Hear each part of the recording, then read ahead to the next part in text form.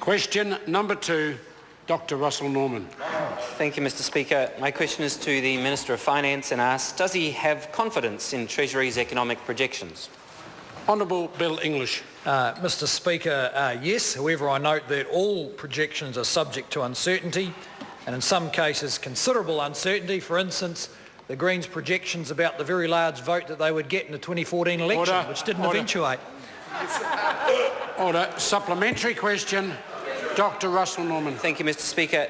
Does he accept Treasury's projection in its briefing to the incoming minister released just last month that continued failure to reduce New Zealand's greenhouse gas emissions could result in a bill to the government of up to $52 billion?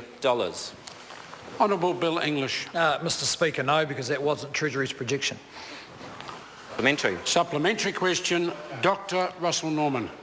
Thank you, Mr. Speaker. To the Minister of Finance, does he understand that Treasury is advising him in this briefing to the incoming minister that the government will have to buy up to $52 billion in carbon credits on the international carbon market to cover the projected increase in New Zealand's greenhouse gas emissions if he continues down the current path? Honourable Bill English. Mr. Speaker, no, I don't accept that, and that actually isn't Treasury's. The projection the member is using is not Treasury's projection.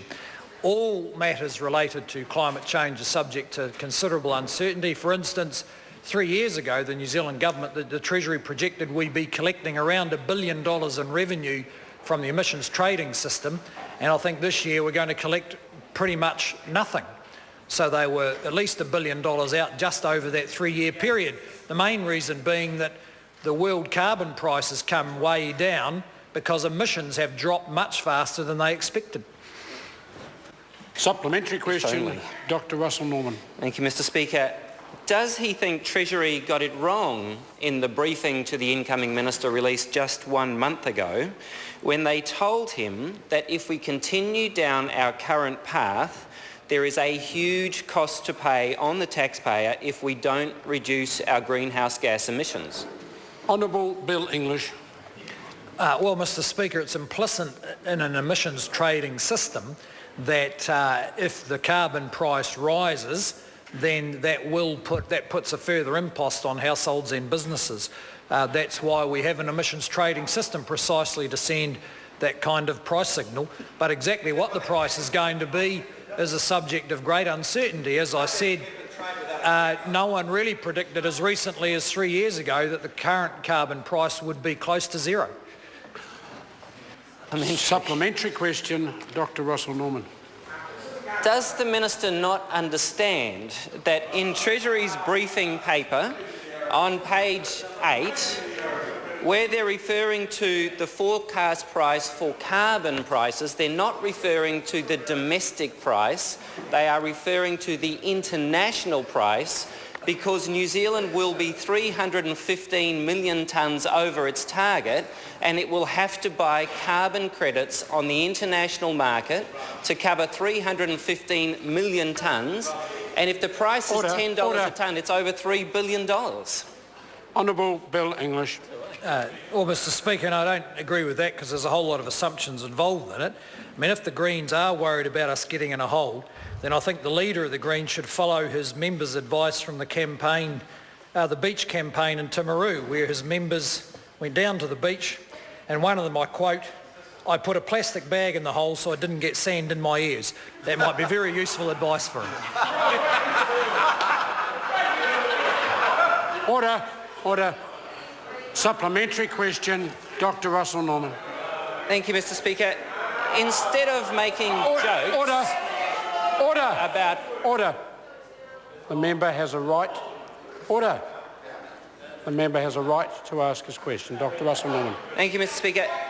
Has he seen this graph from the Ministry for the Environment, his own government graph, which the blue line is going up because the blue line... Order. That's right. It's our greenhouse emissions, you idiots. It's our greenhouse emissions.